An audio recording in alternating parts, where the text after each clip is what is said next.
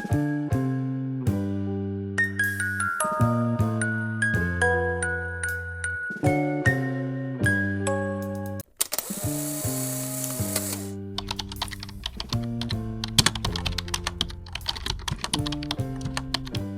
everyone, welcome today. In today's session, we are going to continue our still life drawing by focusing on two most important elements, a book and a cloth. These two objects will help you to understand how to shade both hard surfaces as well as soft fabric. We'll start with the top surface. So start shading the top surface, use soft strokes and build the tone slowly.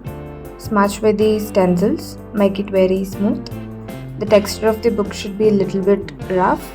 Do not press very hard in the beginning, so you can slowly build up the darker tone.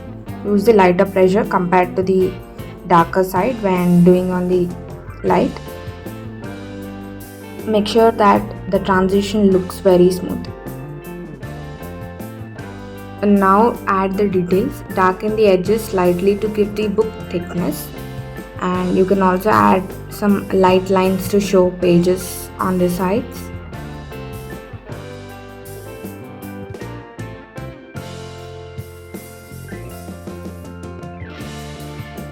This darken shade is for the book thickness.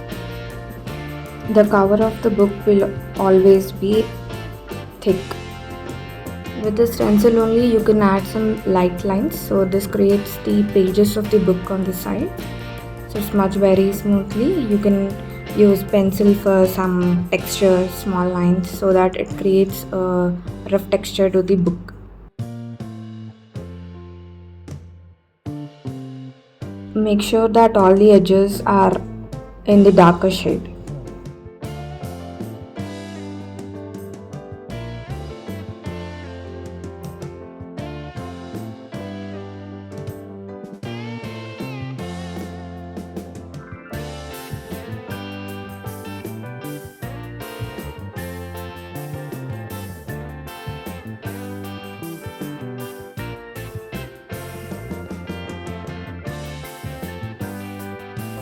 Now you can add some small textured lines, so which represents as the pages.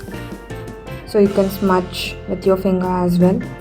The line should be very light, so you can see some highlighted areas or white areas, so which means that light is being reflected onto that, and few areas will be the darker. That is, the cloth is placed on the book, so that will be in the darker side. So you can erase some of the lighter areas to represent as light is falling onto that. Now let's move to the cloth. Cloth is different from solid objects like book because it has folds and curves.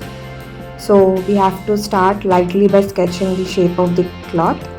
So focus on the flow and direction of the floats and not the details. So you can always follow the flowing lines while shading the cloth. So you have to observe the folds carefully.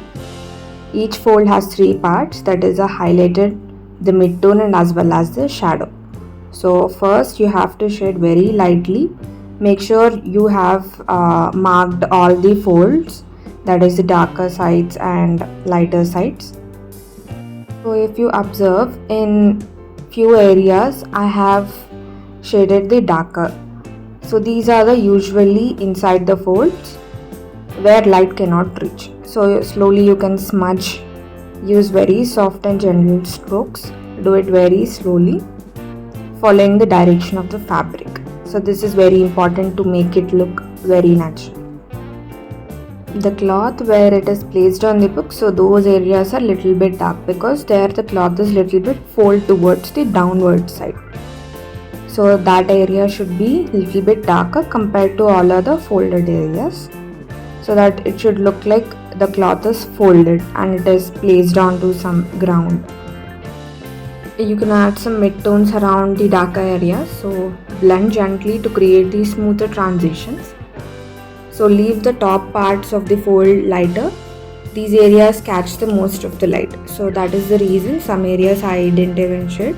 So that areas will be the reflected light.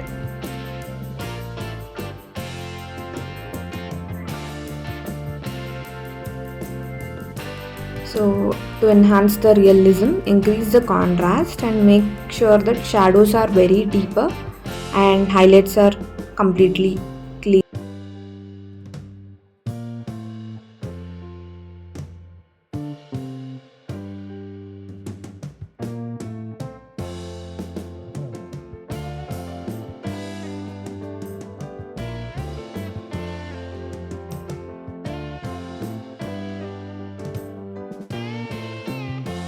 You can use a blending tool like stencil tissue to soften the shading, but don't over blend.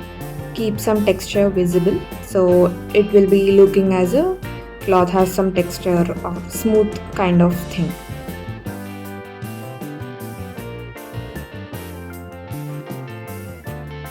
So here we are going to add a shadow of the cup on the cloth. Keep it soft and slightly uneven so that it is matching to fabric. Like we shaded the apple shadow onto the cup, so likewise cup shadow also falls onto the cloth. So make sure that shadow is seen properly. So refine all the edges. Some edges should be very sharp and some should be soft.